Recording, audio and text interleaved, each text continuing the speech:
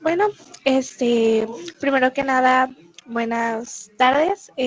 Muchas gracias por su tiempo, por estar aquí con nosotros. Mi nombre es Adamar Guillén y estoy aquí con mis compañeros Cintia Tamés, Alejandro Olivas y Jaime Mendoza. Y estaremos haciéndole algunas preguntas para pues, conocer un poco de usted sobre las habilidades que usted tiene. Mi Buenas compañero tardes. Jaime va a empezar con la pregunta. ¿Qué tal, maestra Diana? Muy buenas tardes. Buenas tardes, Jaime. Sí me escucho bien, ¿verdad? ¿Todo? Sí. Ok, bueno, para dar comienzo a esta pequeña entrevista, me gustaría preguntarle, al inicio de cada sesión de clase, da una pequeña introducción o una pequeña inducción o va directo de lleno al tema. Mi forma de empezar las clases ha cambiado con el tiempo, según he visto qué me funciona más. Entonces, mi forma actual de empezar la clase sí es una especie de inducción, pero es con una frase o con una canción o con una imagen que no tiene mucho que ver con la clase, pero tiene que ver con el clima positivo. Por ejemplo, pongo una frase motivadora o pongo una imagen chistosa o pongo una canción que esté de moda cuando me conecto o cuando hago clases virtuales. Y cuando son presenciales es la frase o es la canción si llevo en mi celular o es una imagen.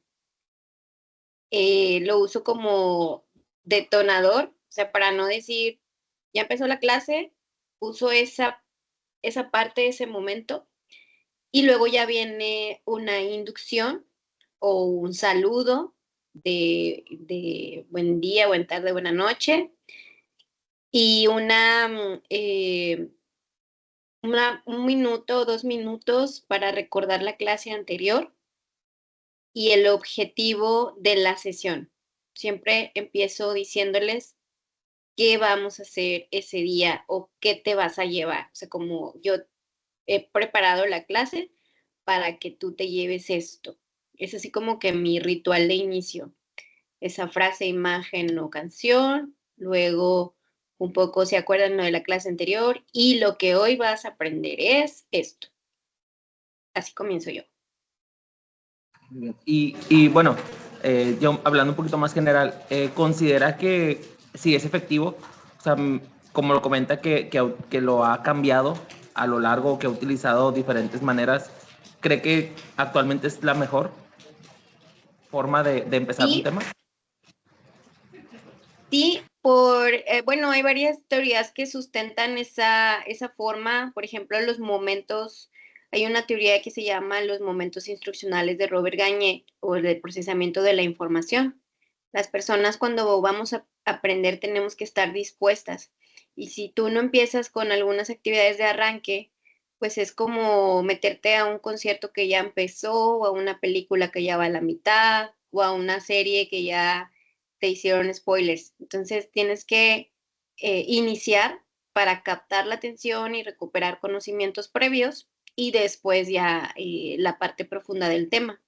O sea, teóricamente funciona y a mí me ha funcionado, solamente que pues con las diferentes modalidades educativas que están surgiendo, pues hay que ir variando un poco más, ¿no? A veces ya no es tan útil la introducción porque no tienes la atención del estudiante y entonces necesitas hacer otras cosas primero para captar su atención y luego ya para hacer la introducción o decirles el objetivo de la clase. O sea, es variable esa parte, pero el momento de inicio siempre debe de estar presente.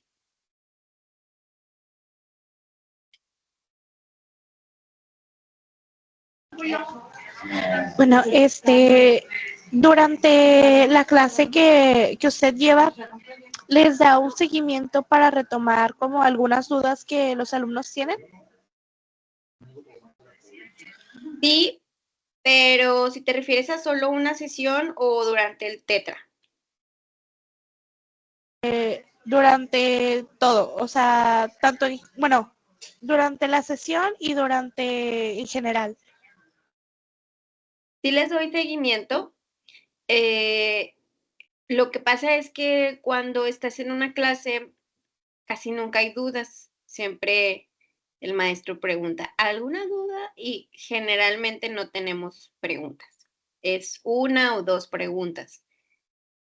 El punto es que a veces sí hay dudas, pero que el estudiante ya no las quiere decir o ya no hay tiempo o dice, bueno, pues a lo mejor es una pregunta muy sencilla y se van a reír. O sea, se guardan sus dudas. Entonces lo que yo hago es preguntar mejor. Yo les pregunto. Y cuando les pregunto sobre el tema que se dio o que se vio de clase, ahí salen las dudas. Entonces dicen, no sé, no lo entendí bien, maestra, o a lo que está preguntando no lo puedo responder porque no comprendí todo el tema. Entonces ahí aprovecho para volver a explicar o para decir otro ejemplo o para decir, bueno, ahorita no tenemos tiempo de contestar, pero lo retomo en la siguiente clase. Eso hago al final de la clase, o sea, yo mejor preguntar para más o menos sondear si se comprendió o no un tema. Y después las dudas planteo un espacio como en la retroalimentación, cuando les dices si hiciste bien o no la tarea, les digo si tienes alguna duda o si quieres que aborde algún concepto en específico, me lo puedes poner.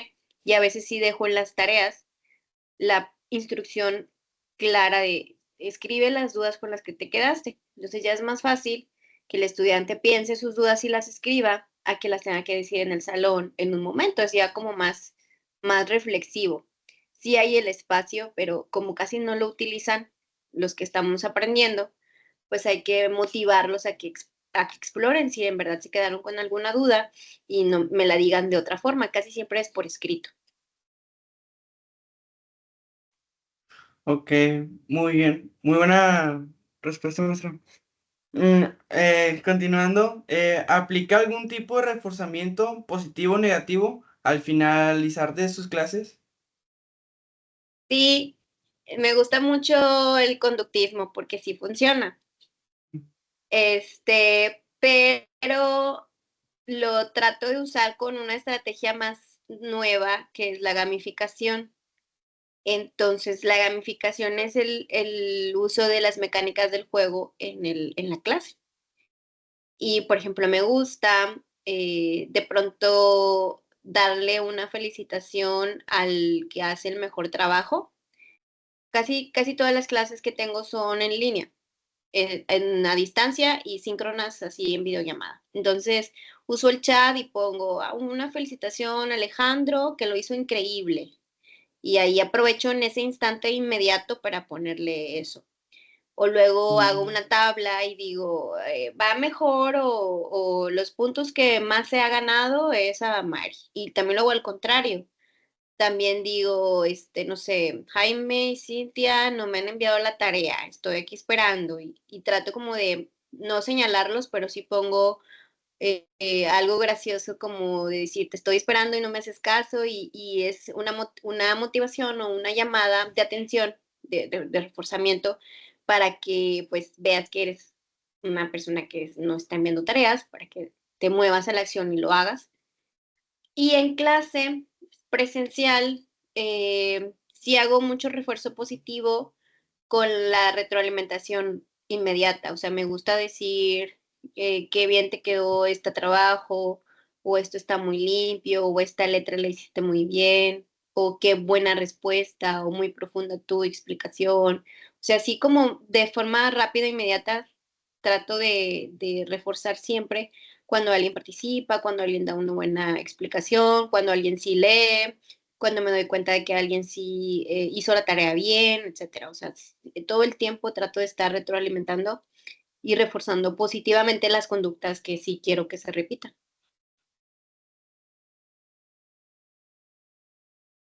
Muy bien, maestra. Y otra pregunta. Eh, ¿Ha integrado a los padres de familia en como que todo el proceso de enseñanza, porque sabemos que anteriormente solamente pues al padre se le comunicaban los avances en las entregas de calificaciones, pero ahorita usted lo ha planteado un poco más o sigue manteniéndose de la misma manera. Pues mira, no sé si pueda contestar esa pregunta porque actualmente yo soy formadora de docentes, entonces mi trabajo es capacitar a los maestros de la metropolitana y pues no es como que le hable a sus papás para decirles si van bien o no, pero también tengo experiencia en la educación básica. Fui maestra de sexto durante 6 años y ya después me vine a la universidad y solo me dediqué a la educación superior. Pero cuando fui maestra en educación básica en sexto,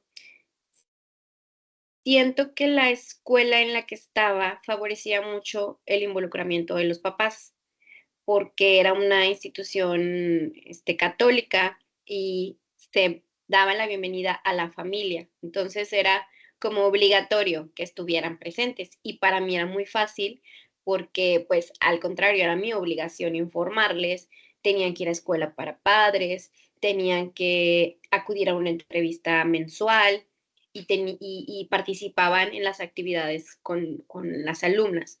O sea, yo digamos que no era un gran esfuerzo para mí llamarlos, pero sí hacía algo más que mis compañeras, que es involucrarlas en lo académico, porque en la escuela en donde estaba, la parte de las familias era como lo espiritual, como en la escuela religiosa, pues era obligatorio para las familias la educación religiosa y ahí estaban.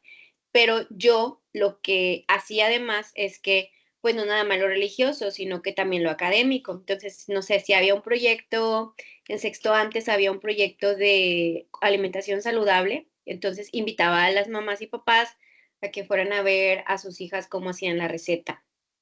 Si había el proyecto de español era el teatro o escribir un guión teatral, pues los invitaba a que vieran los avances y que vieran cómo acababan el proyecto. Y sí pues tenía participación porque los papás y mamás querían ver si las alumnas aprendían o no.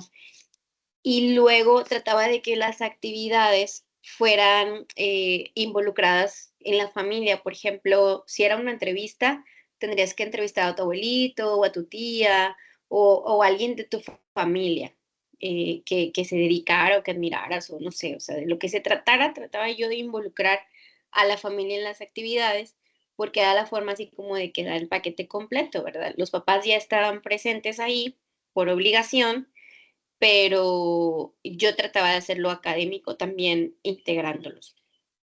Y me pasó algo muy distinto en la educación pública, porque ahí los papás en la educación pública pues no están obligados a nada y el profe tampoco está obligado a nada. Entonces, ahí si acaso tenía, tenía un grupo de 40 niños, iban 25 regularmente, y entonces de esos 25 pues 2 o 3 mamás estaban presentes y preguntaban y decían que acompañaban a sus hijos en las tareas, 3 o 4, más o menos el 10%. Y las otras eran las mamás, papás conflictivos, ¿verdad? Que se iban a quejarse de que no, que le hable mal, que si no hizo la tarea, que encargaba mucha tarea, o sea, totalmente un ambiente distinto al de la escuela. Entonces, ahí casi no funcionó la parte de invitarlos, de acercarlos, porque estaba la escuela en un contexto muy difícil, porque los papás mandaban a sus hijos a la escuela a que pues pasaran el día. Algunos ni siquiera veían a sus papás y mamás, eran otras personas tutoras que pues no sé, a veces nunca me enteraba quiénes eran los que cuidaban a esos niños. Entonces sí era mucho más difícil. Si logré 3 o 4 papás que se acercaran, fueron bastantes. Eh, y bueno, creo que en parte no depende mucho del maestro a veces, sino del contexto y de la disposición de los papás. Ahora que soy mamá, pues yo soy de esas mamás que están casi que todo el día en la escuela, tratando de preguntar cómo van los niños, qué están haciendo, cómo apoyo, qué traigo, qué hago, qué busco, le traigo material. O sea, soy de esas mamás, pero sé que hay mamás que pues no pueden o no le dan el valor que se requiere. Y bueno, así como profes también nos toca. Sí, como lo comentan, me imagino que tiene que ver pues, el contexto social, la ubicación de la escuela y también pues la educación que tuvieron los padres con sus padres, ¿verdad? Sí, definitivamente. Y el valor que le dan. Si, si pongo en las dos escuelas donde yo trabajé, pues por una parte las familias buscaron esa escuela porque saben que es importante la educación y se obligaron a sí mismos a ir constantemente a la institución. Y por otro lado, los otros, pues nada más los mandan a la escuela porque pues es una obligación de los adultos, ¿verdad? Para con sus infantes, pero ya, o sea, no les importa mucho, ellos mismos no tuvieron escolaridad, el contexto económico era igual, pero la cultura es demasiado diferente. Y creo que me faltó tiempo. Entonces, como yo era nueva, tampoco era como tan, eh, no me hacían caso, ya no tenía tanto peso.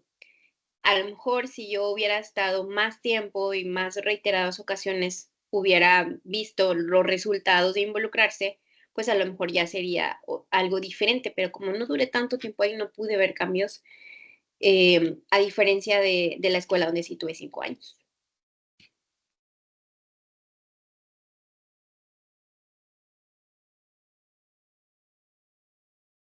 Bueno, maestra, y conforme va conociendo a sus alumnos dentro del salón de clases y ve que uno de ellos tiene como problemas de aprendizaje o se le dificulta comprender las cosas,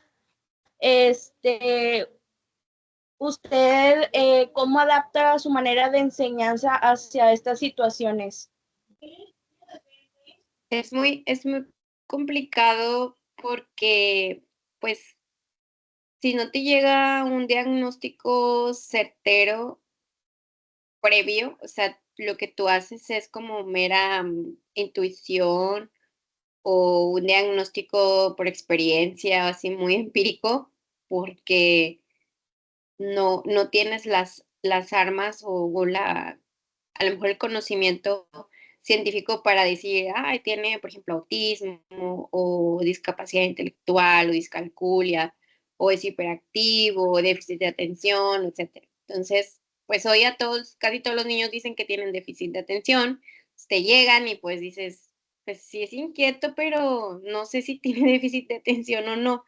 Entonces es bien complicado. Eh, Actualmente he leído sobre el concepto de neurodiversidad. Entonces, pues en realidad todos tenemos neurodiversidad y todos aprendemos a nuestro ritmo y a nuestra forma específica. Cuando yo veo que alguien se atrasa, o sea, que no cumple con el común denominador de todos los niños o niñas, ahí pues prende un foco rojo.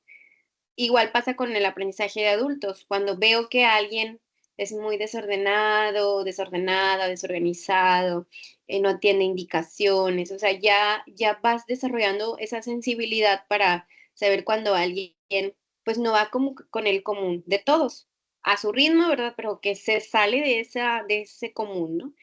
Entonces, pues empiezas a poner primero más atención, observas sin decir nada, observas y luego ya vas identificando conductas. Es como que primero no pones mucha atención en él o ella, pero una vez que ya prendes el foco, entonces ya pones los ojos así específicamente en esa persona, en ese estudiante, y pues ya empiezas a detectar conductas. Y las conductas, pues cada conducta diferente se puede atribuir a una especie, no sé, de trastorno, de necesidad específica educativa. Entonces, pues ya tú empiezas como que a hacer tu diagnóstico, que en realidad no es diagnóstico, pero vas detectando señales, ¿no? Y qué haces o qué hago yo, por ejemplo, es conocer a la persona. Si me funciona, por ejemplo, tenía un estudiante que se llama Jair. Jair tenía discapacidad intelectual pero no me informaron de su diagnóstico, yo me di cuenta obviamente, pero no me lo informaron hasta después. Entonces cuando yo me di cuenta de Jair, no hablaba, no se podía quedar quieto, sus compañeros lo apartaban, era como un niño, yo tenía los alumnos de sexto y Jair parecía un niño de 5 años, ¿no? Entonces era obvio que tenía un trastorno, una neurodiversidad que yo no sabía cuál. Entonces ahí, pues es conocer a Yair. A Yair le gustaba colorear, decía, te hago mandados, decía que le gustaba limpiar. Entonces trataba de usar esas cosas que a él le gustaban, o sea, conocerlo como persona, olvidándome de su trastorno e identificar qué era lo que a él le gustaba y entonces tratar de adaptar mi clase a lo que a él le gustaba más.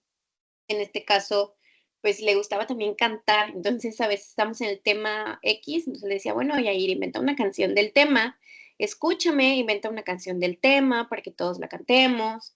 Luego nadie la cantaba, pero él se enfrascaba en crear su canción. Entonces, creo que lo importante aquí no es identificar si tienen o no, o qué tienen, sino conocer su persona y qué es lo que a ellos les gusta y les funciona. Y a veces sus propios papás o cuidadores te dicen, maestra, no sé, Dianita es muy inquieta, pero ella se queda quieta en la casa si la pone a colorear o a clasificar cosas. Entonces ya tú tienes que adaptar tus estrategias porque pues tienes otros niños o estudiantes que cuidar y que enseñar. Entonces adaptas un poco tus estrategias a ellos, a ellas. Y cuando tienes el apoyo de la División de Necesidades Educativas Especiales, pues es genial, porque ellos son quienes te dicen qué actividades ponerles. Pero mientras tanto, y la realidad es que tú vas identificando y luego si te llega un diagnóstico con acciones a seguir, qué bueno, y si no, pues tú a través de la experiencia y de cómo conoces a tus alumnos, pues vas poniéndoles actividades que puedan conseguir poco a poco. Ok, muchas gracias, maestra. Bueno, la siguiente pregunta, ¿qué dificultades ha tenido respecto al cambio de su plan de trabajo durante su experiencia laboral? A mi plan de trabajo, ¿cómo? No entendí la pregunta tanto. Discúlpame.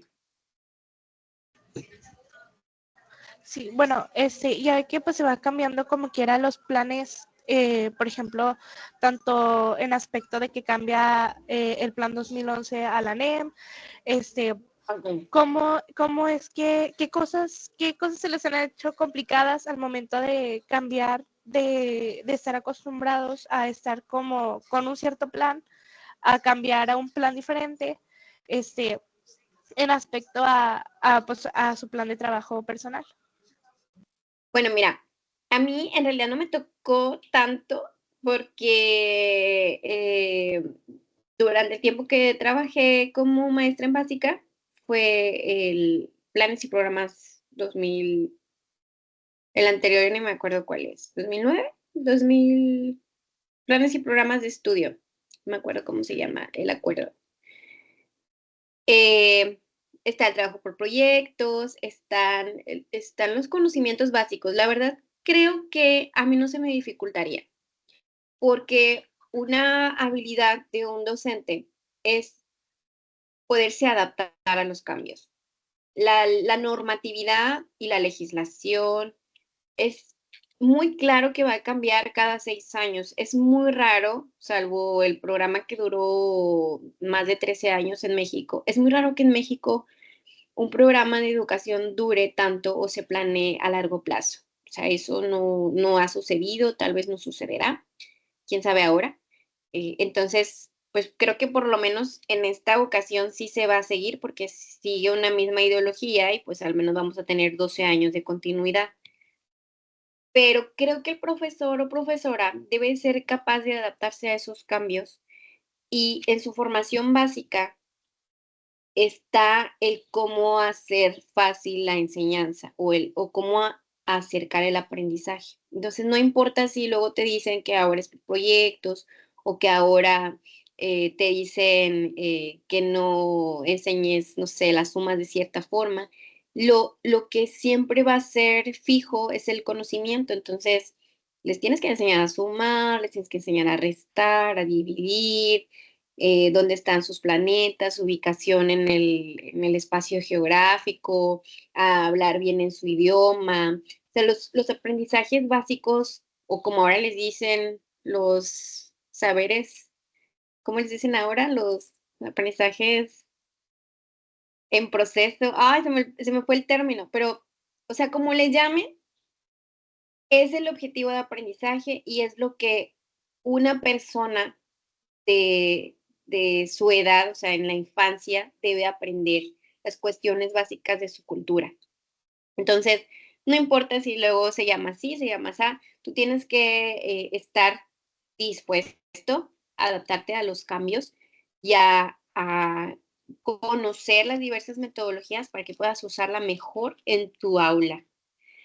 Yo siempre fui un poco rebelde, entonces si a mí me decían, tienes que llevar la libreta y el margen y no sé qué, yo no hacía caso porque eso a mí no funcionaba. A mí me funcionaba trabajar por proyectos. Entonces, cuando yo descubrí que me funcionaba trabajar por proyectos, yo pues revisaba qué tenía que enseñar, ¿verdad? Que era lo básico, porque pues no le iba a estar enseñando las figuras a las niñas de sexto, pero veía cuáles son sus contenidos básicos para su edad, lo adecuado o lo que tienen que aprender de acuerdo a su maduración, y yo me las arreglaba en cuanto a metodología y en cuanto a forma, siempre y cuando diera resultados. Entonces, creo que esa es la clave, que te adaptes a los cambios, que encuentres tu estilo y que busques la manera de adaptar tu estilo a las exigencias de la escuela, porque claro que te van a seguir pidiendo planeaciones, te van a pedir que acudas al consejo técnico y escuches los videos y todo lo que dicen. Tienes que cumplir con esa parte administrativa, pero tú en tu aula, pues ahora sí que tú mandas. Entonces, en ese pequeño universo que es tu salón,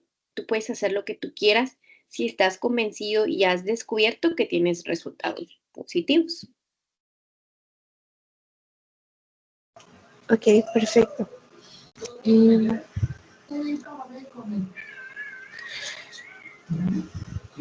Brenda, vas a Para no regañar porque les digo que sean rebeldes, ¿verdad? Y que no sigan las planeaciones. No, sí, síganlas, sí, síganlas. ¿Ya hicieron prácticas profesionales? ¿Práctica docente? El tiempo tetramestre. Ah, bueno, se van a acordar de mí cuando lleven su planeación y vean que ninguna actividad se cumplió al 100. Sí, sí, incluso nos habían comentado eso de que no nos agüitáramos si el plan no se seguía al 100% porque pues era muy complicado, porque no se Ajá. tomaban en cuenta las distracciones, el orden, como la disciplina, y pues eso te quitaba tiempo. Claro, pero tú lo que sabes es que tienes en la mente la visión de cuáles son los aprendizajes de ese día. Entonces, pues no importa la forma, ese día se tiene que llevar algo de esos aprendizajes. Ese es un proceso continuo del aprendizaje. Entonces, pues ese día no se consiguió por distracciones, por tiempo, por lo que sea, pues se llevaron algo y ese algo los lleva en camino al objetivo. Entonces, pues no, creo que se llaman progresiones, ya me acordé, progresiones. Entonces, pues no sé qué más me quieran preguntar, chicos. Bueno, antes de, yo tengo otra pregunta antes de que continúe mi compañera Brenda. Nos comentaba que usted prepara a los docentes de la Metro, ¿verdad? Sí. Bueno, conocemos a los de nuestra carrera y la mayoría son maestros en nivel básico de primaria y secundaria. ¿Les da algún consejo en esa parte o usted les da alguna, pues como alguna habilidad o algunas características que puedan ellos utilizar fuera de la Metro? Mira, los maestros de educación, como ya tienen una formación básica, casi no van a los talleres que yo imparto. No se inscriben o como son, los profes de la metropolitana tienen una característica muy especial. Por ejemplo, ustedes tienen maestros que ya se formaron básicamente, o sea, su formación profesional es la licenciatura en educación o la licenciatura en educación básica. Entonces ya saben ser maestros. En cambio, los maestros, por ejemplo, de derecho, de LAE, de psicología, de ingeniería, de deportes, son precisamente profesionistas de esa área, o sea, son abogados, son psicólogos, médicos, enfermeras. Ellos ejercen su profesión, pero algunos nunca habían dado una clase, nunca habían enseñado nada. Entonces, los talleres que preparamos en la Dirección de Calidad Docente son para ellos más, o sea, para decirles, mira, así se hace una clase, tienes que tener una planeación, los recursos, los materiales, los diseños, la retro, los exámenes, porque ellos, si no hubiera este tipo de talleres, un abogado, por ejemplo, va a enseñar así como le enseñó en la facultad su profe de leyes y el psicólogo va a repetir la misma enseñanza que a él le dieron. Entonces, lo que hacemos en mi departamento es a esos profesionistas de todas las áreas, pues darles la formación básica para la docencia. Y en ese caso, algunos compañeros de educación o de LEACE, pues no toman esos cursos porque ya lo saben, ya los vivieron. Por ejemplo, no le voy a decir a Miguel o a Ricardo qué es una planeación, porque ya lo saben. Ni les voy a decir que existen recursos didácticos y cómo hacerlos, pues porque los usan todos los días si ya tuvieron una carrera y una maestría sobre eso. Los profes de educación a veces me ayudan a mí como instructores para poder enseñarle a los otros maestros y me ayudan también como, sí, como capacitadores, como con diseño de actividades. Y creo que lo que yo les he aportado a ellos, o la Dirección de Calidad Docente, lo que les ha aportado, es el uso de la tecnología o de estrategias que impliquen tecnología. Cuando me tocó o me toque que algunos profes de educación se inscriban, pues son ya mucho más exigentes que los profes de otras áreas. Los del EAC les tienes que llevar un poco más allá porque ellos ya tienen las nociones básicas. Entonces, creo que lo que más les he aportado o les he aportado el área es con el uso de la tecnología para innovar en sus clases. Con tantito que les muestres aplicaciones, ellos ya hacen sus ideas y sus creaciones o diseños instruccionales adaptados a las tecnologías. Eso creo que ha sido lo que yo les he aportado. Creo que más ellos aportan a nosotros con formación para sus otros colegas. Muy bien, maestra. Gracias. Bueno, vamos con la siguiente pregunta. ¿Qué dificultades usted encontraba al momento de dar clases? ¿Qué era lo que más como se le hacía difícil al momento de darlas? A lo mejor que algunos niños no prestaran como la atención suficiente o a lo mejor los temas no los entendieran.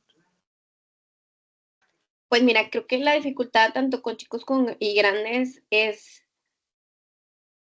el involucramiento, ¿no? Hace poco escuché esa palabra, en inglés es el engagement o el compromiso de un aprendiz con su propio proceso. Era lo más difícil, porque de ahí viene todo.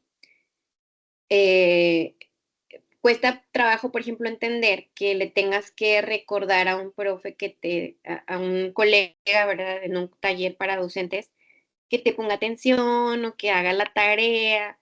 Los profes en un curso así se vuelven como los niños. Les tienes que estar llamando la atención, pidiendo silencio, recordando que tienen que hacer las tareas, o como los estudiantes, o sea, cuando nos pones en perfil estudiante, nos volvemos así los más dependientes de un profesor. Entonces, creo que eso es lo que hay que cambiar y es la mayor dificultad a la que yo me he enfrentado. O sea, a veces pierdes más tiempo en estar pidiendo que te envíen tareas para revisar o que te pierdes más tiempo y energía en decir, oigan, lean estos libros, son importantes, te les van a servir, o contándoles tus experiencias para que no las vuelvan a repetir o que no les pase y que no te hagan caso. O sea, es como esa frustración que a veces sientes de que les quieres despertar o les quieres a transmitir algo de que a ti te ha pasado y no quieres que les pase, pero como no están involucrados, como sienten apatía,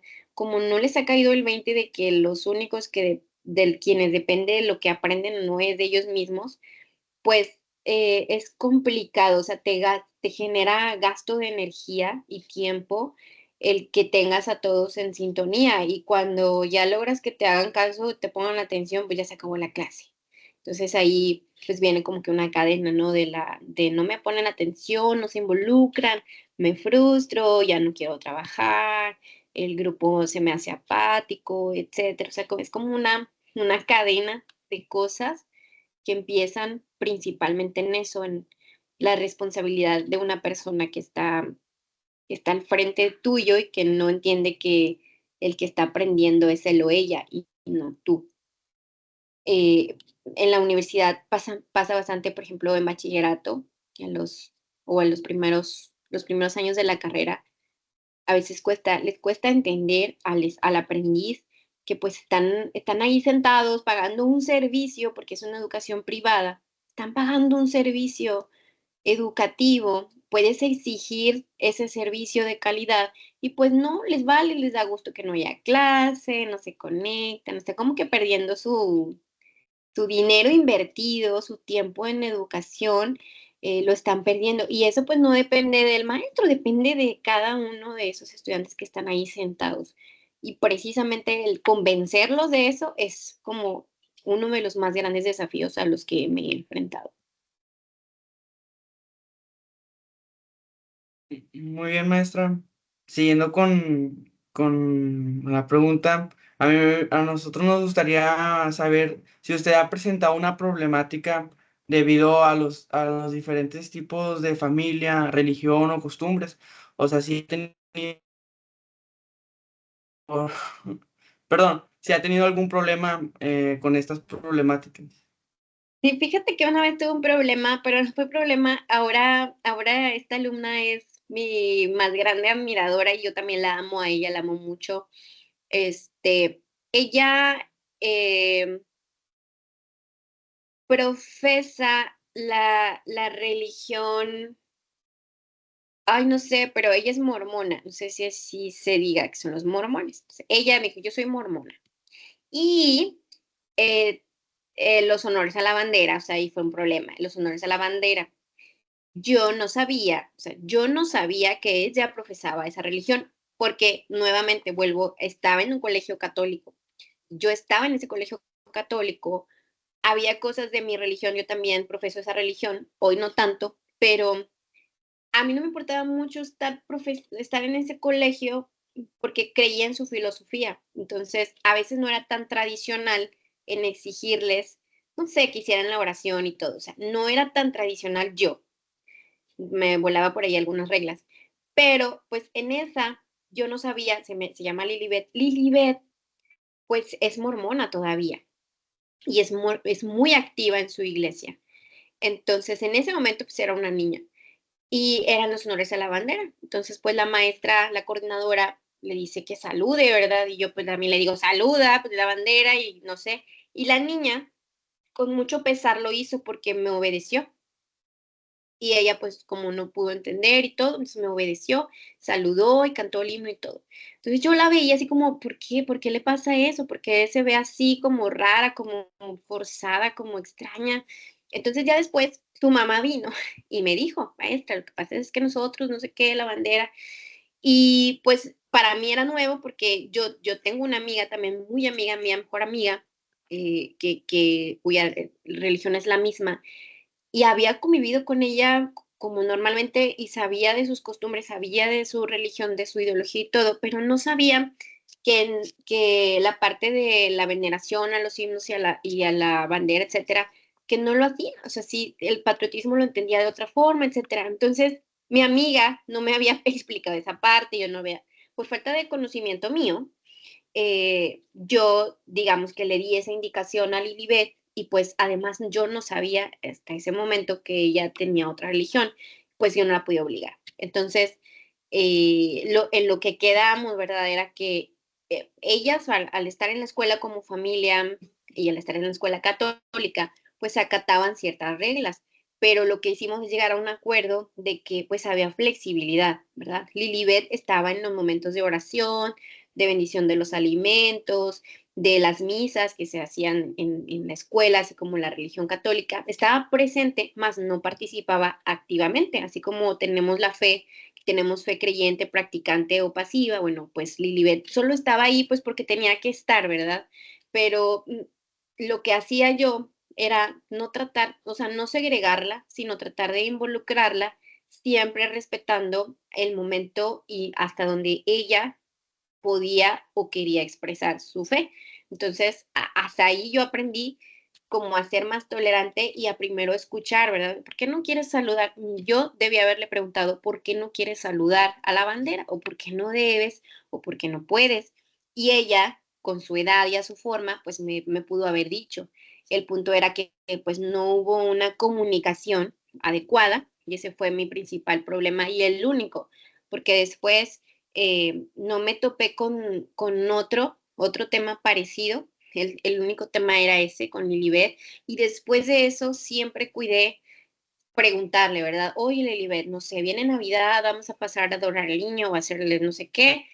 ¿Puedes? ¿Estás dispuesta? ¿Quieres hacerlo? O sea, siempre fue como esa opción porque para ella era muy difícil. Yo me ponía en su lugar. Pues era la única niña de una escuela católica que era mormona.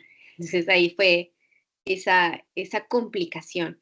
Pero creo que también fue un gran ejemplo de enseñar que podemos ser tolerantes con otras religiones y creencias, costumbres que son diversas, ¿no? Ya en la universidad es otro mundo. La universidad, por eso es un universo. Entonces, en la metro creo que somos súper más flexibles y muy tolerantes unos con otros. Entonces, aquí hay de todo, de todas las creencias, religiones, costumbres, valores, y siempre y cuando estén alineados al reglamento o a la forma en la correcta de vivir en la institución, creo que hemos convivido bien, o sea, agradablemente todos. Incluso la universidad ha invitado a dialogar a líderes de diferentes religiones y pues se reúnen, platican, contrastan ideas y todos nos vamos con aprendizaje. O sea, yo creo que ya la universidad es diferente, pero en educación básica sí te topas de pronto con algunas situaciones. Y como maestro, pues la Constitución dice que la educación debe ser laica y gratuita. Entonces, tú si quieres profesar o si quieres enviar algún consejo o si quieres evangelizar de alguna forma, pues tiene que ser a través de ser buena persona y buen ciudadano, sin importar cuál sea tu profesión de fe. Entonces ya en otro contexto, pues sí, ya les cuentas de la fe, les cuentas de tu religión, de tu espiritualidad, pero en el salón, pues es nada más ese punto de buena persona y buen ciudadano, punto. Bien, perfecto. Ya para, como última pregunta, ¿qué considera que la interacción entre maestro-alumno es buena para poder impartir la clase o tratar de cumplir lo más que se pueda el plan de trabajo?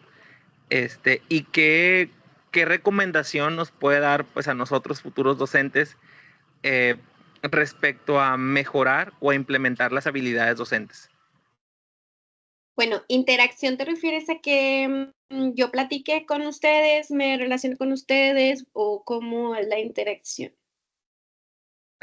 Sí, bueno, más que nada porque hay ocasiones en los que hay maestros que ya tienen mucho tiempo impartiendo clases que dicen, no, yo nada más vengo a dar clases y ya, o sea, no me interesa nada de lo demás.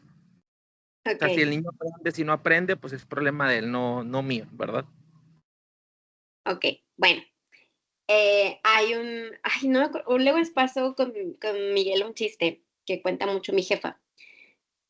La enseñanza existe porque alguien debe de aprender. Si alguien no aprende, entonces tu enseñanza nunca existió o no sirvió de nada. O sea, esa es la moraleja de ese chiste. ¿A qué voy? yo actualmente mi estilo de enseñar es casi no enseñar nada. Y van a decir, ay, ¿cómo? Sí, efectivamente. Mi estilo de enseñar es yo retirarme, yo antes, o como que por arriba los veo a todos y veo cómo se están formulando dentro del mapa o hacia el objetivo, etcétera. Y mi estilo es hablar menos y que ustedes hagan más, o sea, ustedes aprendices. No, ya no soy partidaria porque aparte me canso de las clases magistrales, o sea, a mí cero ya me gusta hablar y hablar y hablar. De hecho, esta entrevista es lo que más he hablado hace mucho tiempo. Entonces, no me gusta hablar y hablar y hablar. A mí me gusta, yo utilizo el aula invertida.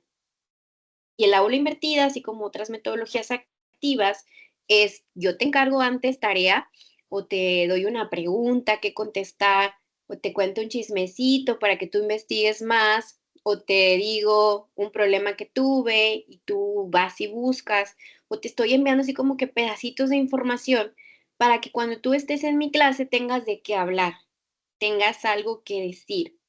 Y entonces lo que hago es que aprovecho que hay un salón con personas y que se junten a trabajar y a hablar, porque actualmente muy poco nos juntamos a trabajar en equipo. Los equipos son a través de WhatsApp y de, mándame esto, yo te lo mando, tú lo haces, pum, y ya trabajo. No, hay que platicar, conversar, trabajar juntos. Entonces lo que hago es, pongo un reto, no sé, el reto es que todos hagan un mapa conceptual de este tema.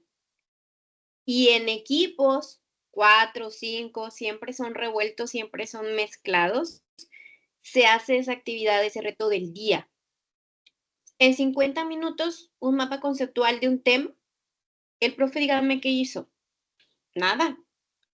No hizo nada en esa clase, pero hizo mucho. ¿Por qué? Porque se paseó por los equipos y les dijo, ese concepto no va ahí, va acá, ¿qué tal si mueves aquí o allá?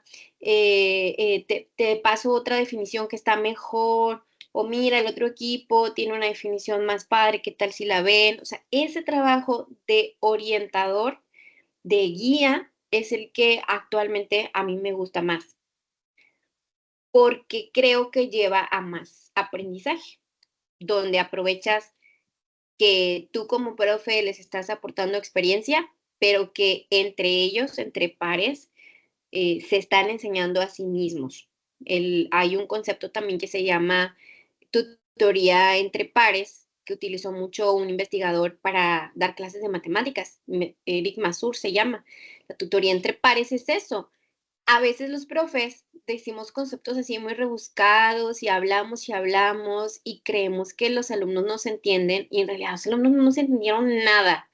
Pero siempre hay uno, por ejemplo, Alejandro, que ahí le preguntan, oye, ¿qué hijo Diana?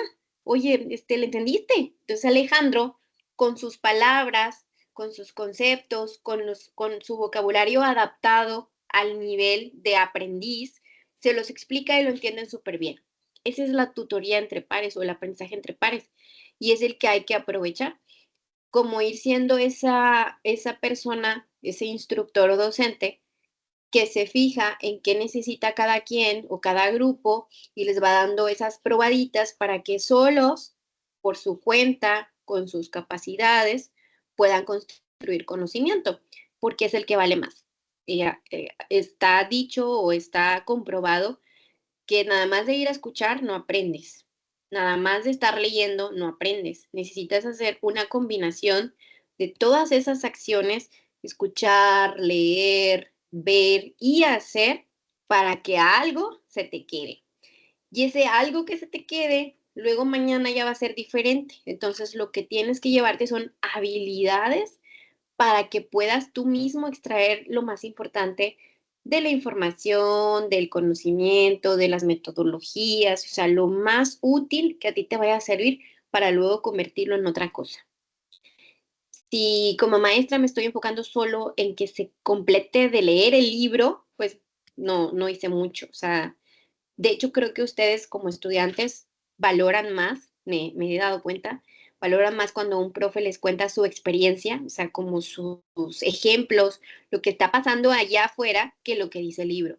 Porque pues lo que dice el libro se escribió en algún momento, es un momento estático y esa realidad ya cambió. Entonces, la realidad que sirve o la que a ti te interesa es la que actualmente está viviendo, se está viviendo en las aulas. Y creo que un profesor, eso es lo que debería de hacer, fomentar muchísimo más la interacción entre el grupo, entre pares y de los pares con el profesor. No sé si contesté más o menos la pregunta de la interacción. Sí, perfecto. Y digo, para terminar, ¿qué recomendación nos brinda futuros docentes acerca de las habilidades docentes? ¿Qué nos recomienda para el futuro? ¿Qué les recomiendo? ¿Saben que hoy es Día Mundial del Docente? ¿Está bien? Felicidades. Son docentes to be. Les recomiendo. Híjole, ¿qué les recomiendo? Bueno, siempre les recomiendo a las personas que me preguntan, ¿no? ¿Dame un consejo o algo así? Siempre sigue aprendiendo. Tengo un grupo en Facebook que hace mucho hice, porque me gustaba hacer como red comunidad con mis alumnos cuando fui maestra en LEACE, antes se llamaba Alexe. Se llama Enseñar es aprender dos veces. Entonces, esa es mi recomendación.